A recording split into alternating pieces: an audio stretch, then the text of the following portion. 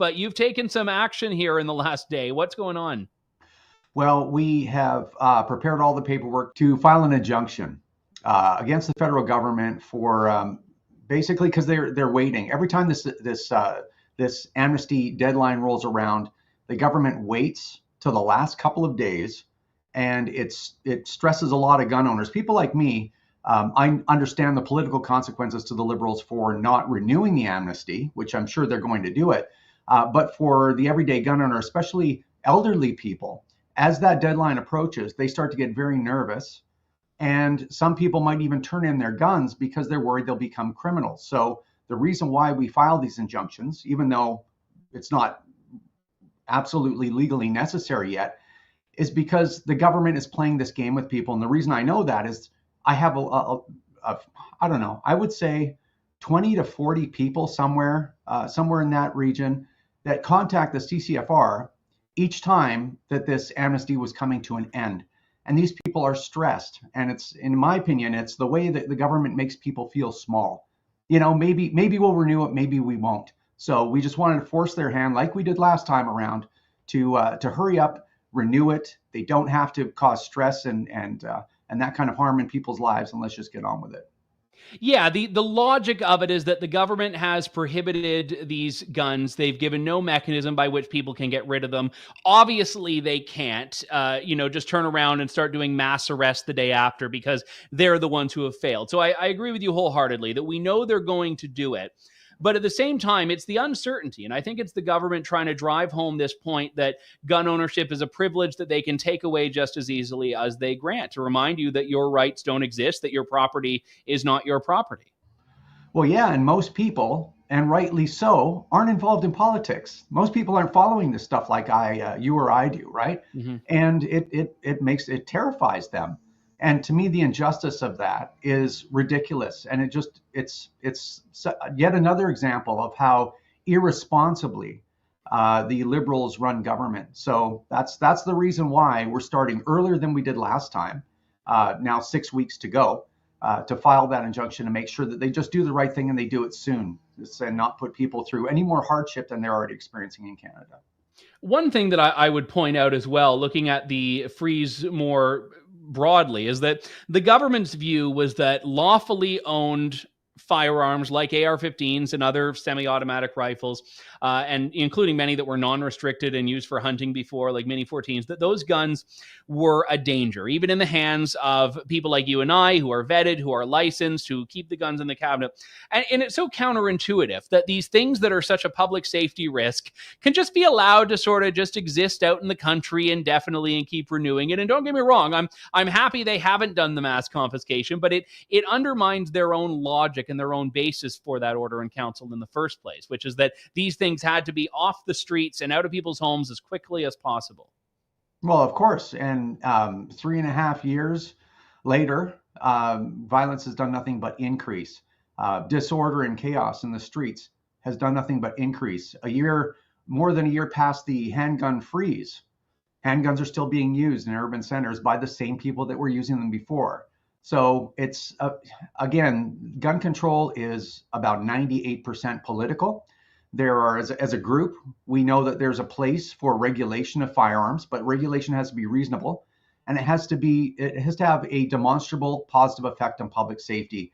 And what we've seen from the Liberals since day one in 2015 is the exact opposite. And I think the most atrocious part of that is they're using government power to do it. So you need to have a very high degree of responsibility if you're going to run a G7 nation, and we've seen exactly the opposite. We saw a very different approach given by the government in the May 2020 order in council to their subsequent freeze on handguns. With the order in council, it was, these guns are basically bricked. You can't take them to the range, you can't shoot them, you can't buy them, you can't sell them. With handguns, it was a little bit more lax in what you'd call the grandfathering, where, okay, anyone who has one, you can still use it, but you can't buy a new one, you can't transfer it. Do you think that was because they view handguns in this different category? Do you think it was that they realized how much they screwed up on the first one? I think so. I think so. There's nothing stopping the government from pulling back on some of the provisions that they had created in the May 2020 gun ban, letting people take their gun to the range, I have to do a series of videos this week with a very popular YouTuber at the range. I haven't been in the range in a long time, but I would just love to take the guns that I would normally take. But now I have to take other firearms because that are basically equivalent, because the firearms that I can't take to the range, I'm prohibited from moving them. So if the government really wanted to extend an olive branch to all the people like me and you that haven't done anything to deserve to be treated this way, it would be to treat the May 2020 now prohibited firearms in the same way that they treated handguns. And I think your point is really hits home when you think, well, the majority of firearms used in criminal activity and firearm-related violence in Canada, the overwhelming majority, are handguns. But they're saying, well, you can still use your handgun as you did before, just no new ones can come in the country and you can't transfer it. So those things in real life evidence that you can see with your own eyes show that all of this is a political campaign. It's not about public safety. It's about politics. It's about getting urban votes, scaring urban voters, getting their votes, and then trying to mitigate the damage among gun owners politically. So I think I would really love to see the day happen in Canada where we are making laws and policies with public safety in mind rather than a political motivation. We know that gun owners are just a demographic minority in this country, maybe 2 million gun owners, legal gun owners, and a country of approaching 40 million people. We also know that polling shows, thanks in large part to media misinformation, that gun control measures by governments can come across pretty well, which is why the work you do on education is so important. But at the same time, it would probably poll well for Justin Trudeau and whoever the public safety minister is now to stand in front of a big giant warehouse full of AR-15s and hold a press conference and say, we've just taken all of these things off the street. They would love to do that. So I'm really curious why you think they haven't. Is it just general bureaucratic ineptitude that has kept this so-called buyback from materializing? Well, the buyback was never reality in the first place, right? So the Trudeau Liberals look at countries like Australia or New Zealand. New Zealand is a tiny, tiny country. It's like, I think, half the size of British Columbia, if I have my geography right. But Canada is a country that is 10 million square kilometers. So there are Canadians that are gun owners spread out over a massive, massive landmass. And to create buyback opportunities in local communities across a country so big and so vast is a task certainly beyond this government that's proven its ineptitudes in so many different ways. But it's also incredibly expensive, and even just the administration cost. Plus, it's a very specialized operation. It's not like they're distributing checks or something in the mail. You have to have people that are qualified and legally allowed to handle firearms, to make sure that they're unloaded or can't present any kind of public safety issue when you receive them. They have to be secured because, God forbid, a gang breaks into one of these collection centers and ends up with 250 AR-15s, plus all the associated gear that people might inadvertently turn in. I mean, it was a huge, huge task, and it also required a huge budget that could have easily spun out of control, and it would have been a boondoggle for the Liberals, just like the long gun registry was. So there's even political risk there. So there's a number of reasons why they haven't done it. Some of them legitimate, and the other, I think, political. And I think another point, if I were to add something else, Andrew, is that because this is political in nature, the Liberals always want to stretch things out so that they become a promise for the next election. They've done it twice already. So they're like, don't worry, urban voters, we are the only political party that will, bring these terrible licensed gun owners to heel, but you'll have to elect us one more time. So there's a lot of reasons, I think, why you see delays. And I think there's also a compelling reason why you don't see so much gun control coming from them right now, because towards the end, it wasn't playing well because they were banning firearms generally used for hunting and worse. So, I don't think it gave them the political boost that they thought. I think that it was probably more damaging than they had imagined. So I guess the real question is, what are we going to see from them in the next month or two? Well, I would also add too that because it's dragged on so long, there have been other political changes in the country, and you now have provincial governments that are saying we will not allow police resources in this province to be used in any gun confiscation. I mean, we've seen that in Saskatchewan and Alberta. I think Manitoba as well may have done that. So you've now got provinces that are using kind of the one trump card they have, which is, we can't challenge the law itself, but we can say that our police officers will not be playing ball with this. Well, unfortunately, the OPP does not reside amongst that group. It's Sadly, my as an Ontarian, I may have to take up residence in Alberta when this eventually does come. Yeah, they're cooperating, is my understanding, and in fact, it's my understanding that they're wondering, hey, what's the holdup? So I don't know what that means for Ontarians, but yeah, that's an unfortunate situation there. So, I mean, look, you want an injunction. How long a delay do you think is ideal? How long are you going to be seeking? Well, I mean, until the next election. Yeah, exactly. Yeah, 26 months is what we're after. But I think probably 2 years would be acceptable. I mean, it's been 3.5 years already. They haven't bought a single firearm back, and we haven't seen even a framework for a buyback. So I think 2 years would be the appropriate amount of time. But again, what I would like to see from the Liberals would be for them to just say, okay, you know what? Don't worry about the buyback.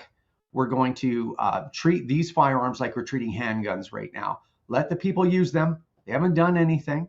All these firearms have been safely stored here for 3.5 years in everyone's gun safes. And let people use their firearms again. Let them use them until whatever conditions at the end of their lives, like they're doing with handguns, and just stop punishing regular people. And I think that would be probably a good policy for the Liberals to pursue in the interim.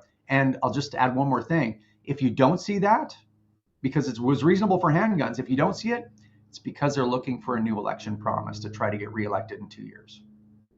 Yeah, and I think you're completely right about that, Rod. And I would also point out that I'm in no hurry to have this done. I'm totally fine with just delaying it indefinitely, except I would love to see the handgun approach, which is to say that if you believe that gun owners are the problem, which the government does, and that, the safety requirements and the restrictions on where you can transport them aren't going to do enough to dissuade crime, it really doesn't matter whether you allow licensed gun owners to go to the range or not, like you do with handguns. It's purely punitive and short-sighted. And I think a reminder that this order in council was really like scrawled out on a napkin when Liberal ministers were watching CNN and seeing, oh, well, yeah, maybe we could do something. Yeah, well, they came up with this whole plan in 2 weeks after the shooting in Nova Scotia, right? Mm-hmm. So, and then they've been backpedaling ever since. They said that Justin Trudeau and Bill Blair said that they would come up with a buyback, at the earliest possible opportunity. And like we said several times just in this interview. Yeah. Well, and even if it were to be launched today, to say that it could be done in the next 6 weeks, like this is I think you'd even need over a year of the buyback being in effect to round up every gun in Canada. And that's a low ball. Well, absolutely. I mean, think about how many collection centers you'd really need. You'd need one in Nunavut, right? A collection center in Nunavut, even though you're probably going to get, I don't know, 50 guns up there. You might need many in Nunavut just because of the size. Well, yeah. And then their other plan, if you remember, was to get Canada Post to participate and basically send people boxes that they can put an AR-15 into, a functional AR-15 into, and then send along your self-addressed stamped envelope and your AR-15. Stick it in the mail, man. Imagine. Yeah.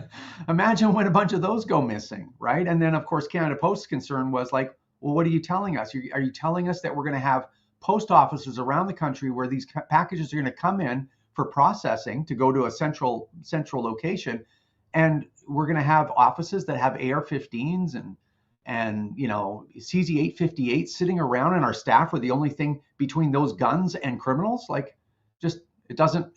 Yeah, the Canada Post processing center in Red Deer, Alberta, or something is going to become like better armed than a U.S. air base. So how are you going to provide security for what, I don't know, 800 different postal locations, even the vehicles that are picking up these packages and going from A to B to wherever they're going to receive them? Well, yeah, because under the licensing, I wouldn't even be allowed to walk the gun to the post office.